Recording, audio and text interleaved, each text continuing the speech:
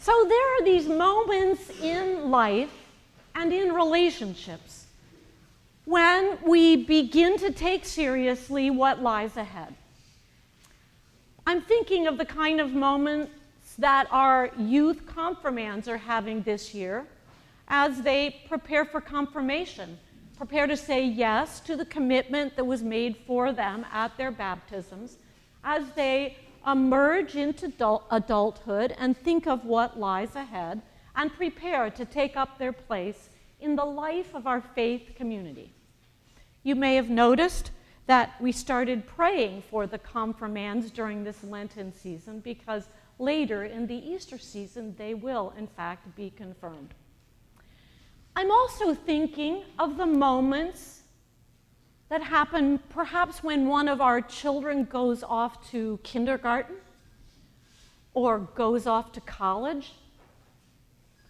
I'm thinking of love relationships, when two people move beyond infatuation and embrace the possibility of a deeper commitment, even marriage, anticipating what is coming. I'm thinking of an older person's decision to retire from their paid work life, or anyone's decision to embrace the future as their body may be failing and no longer functions to house their full self, perhaps as someone might be choosing hospice care. I'm thinking of moments like the Me Too movement, when the voice of women and some men who have not spoken up begin to resonate in a chorus that will not be silenced. I'm thinking of a group of high school students who experienced a great trauma in the shooting and killing of their friends and classmates and have begun to take seriously the thought that the grown-ups around them, charged with protecting them and even representing them in government, do not understand fully the landscape of what lies ahead for them and other students and even society. Young people who take seriously that they may be the change agents necessary in a time of illogical madness. So such was that moment in Jesus' life and the life of the disciples that we heard about in today's Gospel from Mark. Scholars will tell you that these verses in the middle of the 8th chapter of Mark, which, if you remember my joke from a few weeks ago, Mark only has 16 chapters, and so it really is at this fulcrum, this turning point. Scholars will say this is the turning point, the moment when the story turns very serious and heads toward a denouement that is both predictable and utterly incomprehensible, except to the one who will live it. Jesus. Jesus is the one who deeply understands what lies ahead in his commitment and our own. What lies ahead when we follow the God who will only choose love over and over again with a myriad of opportunities to choose differently, will only choose to love and to love everyone. To love and to love and to love and to forgive and forgive and forgive and forgive. And Jesus knows what it means for his followers and all others of us who, in this serious moment, are called upon to be the fullest expression of that love and forgiveness in the world around us. So I was in Port-au-Prince, Haiti in 2005. The government had collapsed yet again in 2004, and there were UN troops keeping the peace. And in a predictable fashion, the locals were being trained to take up their own law enforcement. Now, we heard that there was this manifestation down near the port in the city. And so a manifestation in Haiti can be everything from a carnival parade gone wild to a simple street demonstration to a tire burning incident, or it could be an all-out riot. So hearing that there was a manifestation, we were driving back to our hotel just to be safe. And as we were returning to the hotel, we were at an intersection. And what passed us by at that intersection was an open-air truck.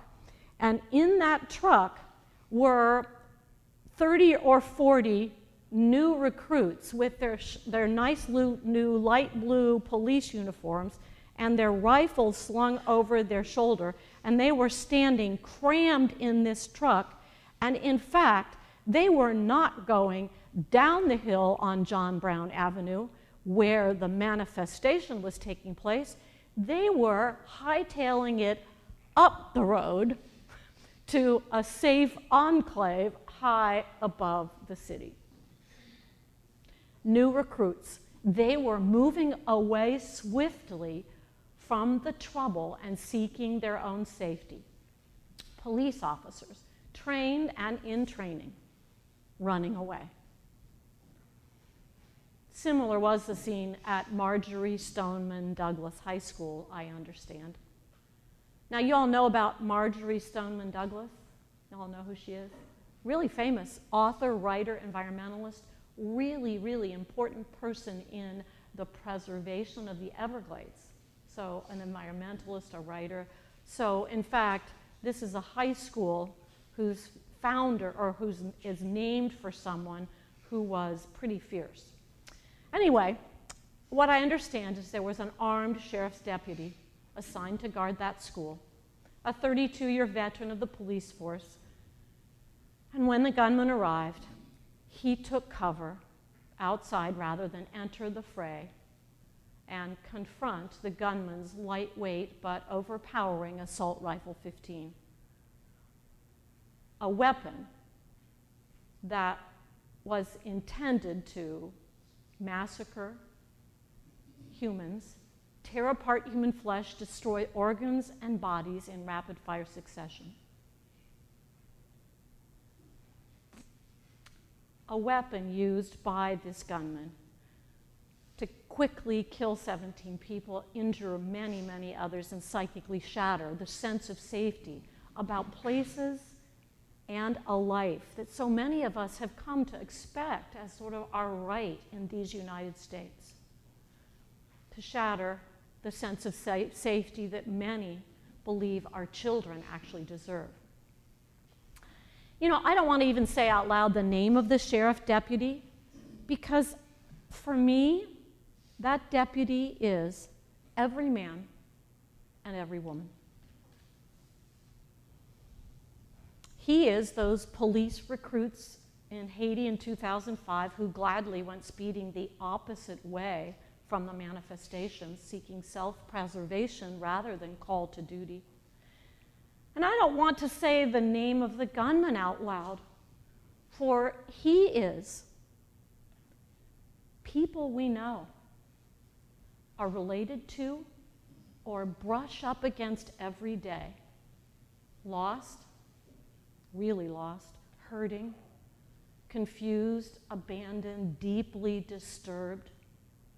We are like him, at least in some ways, every time we lash out in word or action, when we know that the conversation that we need to have is probably within ourselves, or at least with the God who created us.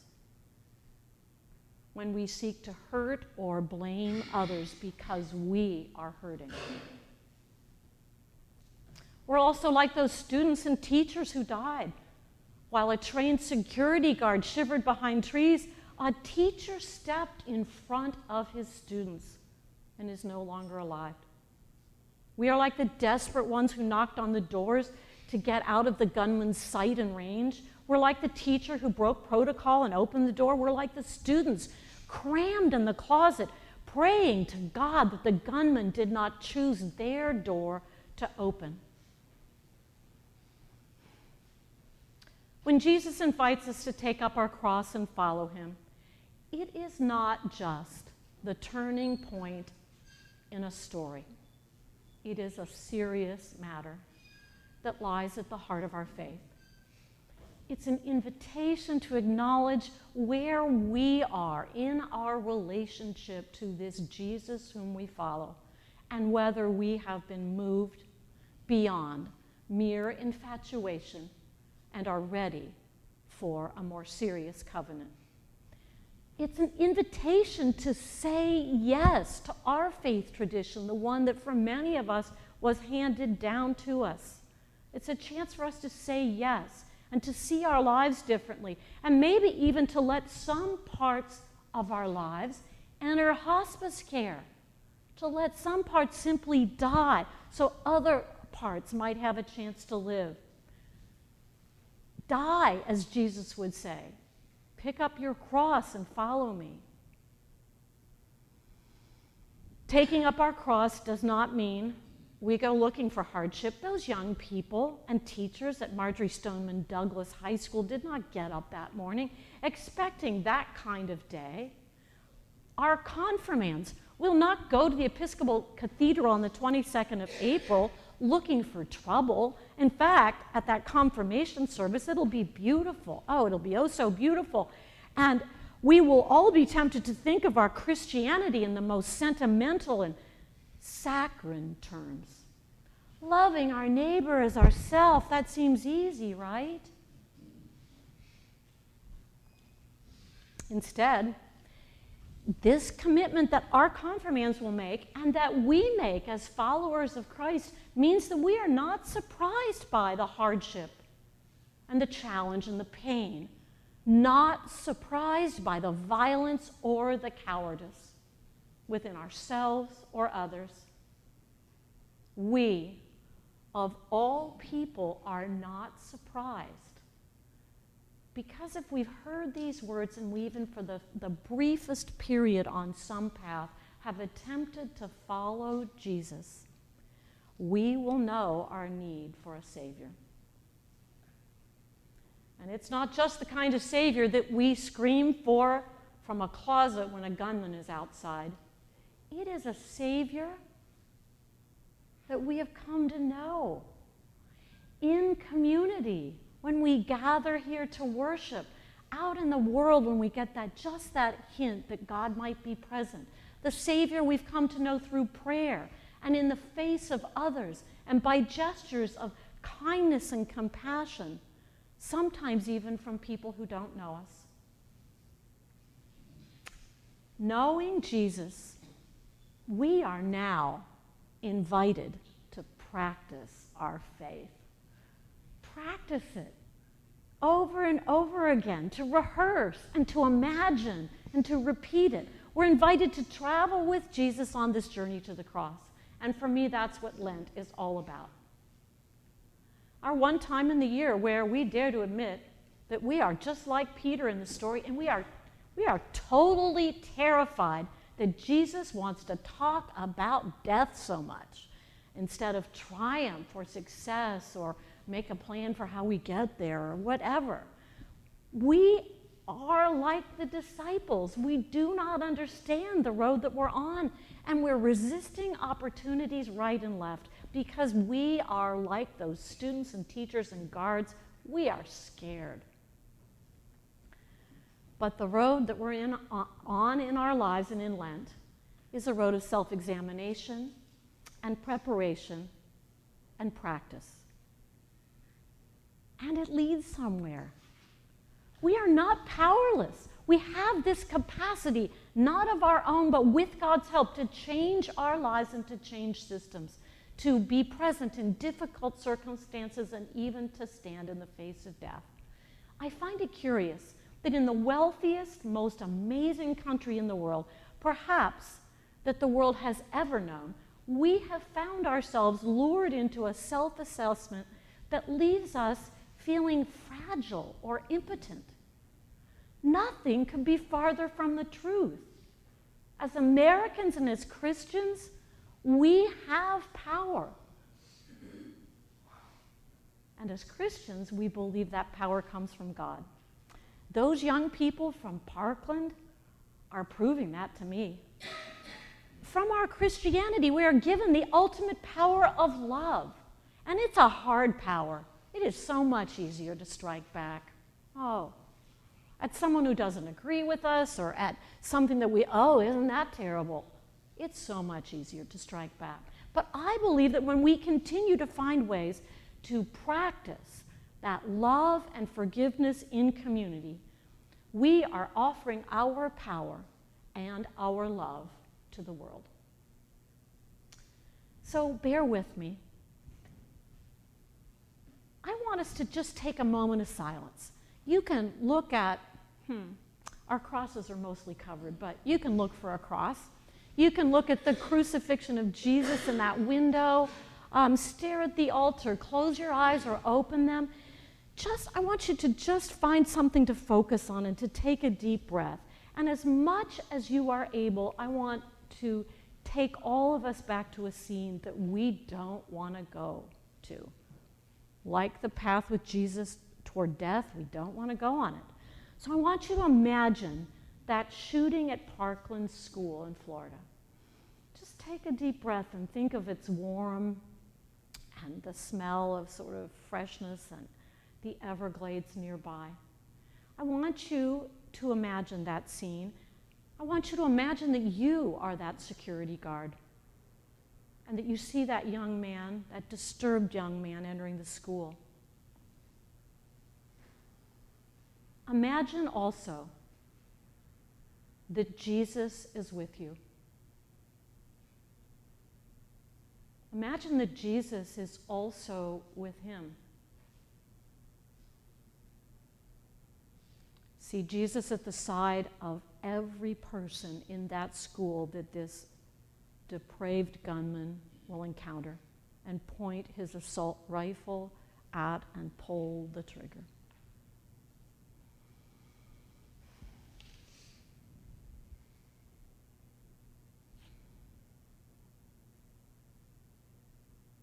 Imagine Jesus whispers to you, "Take up your cross and follow me." What will you do?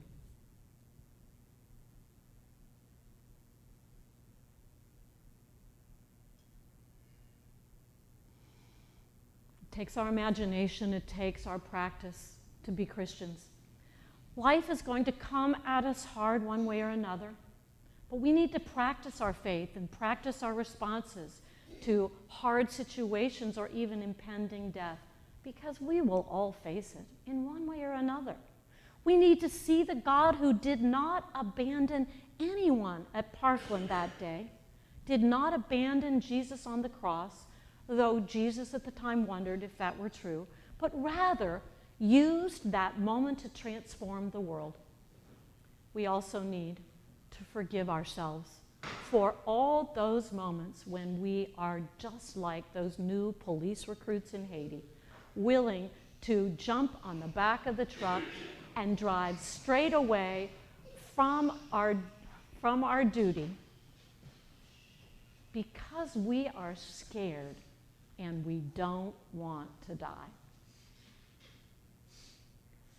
It's the weirdest thing about this faith and this one we follow. Jesus invites us to die with him so that we may be raised with him.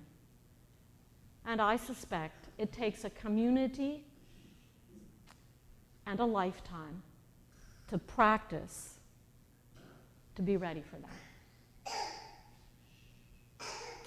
Amen.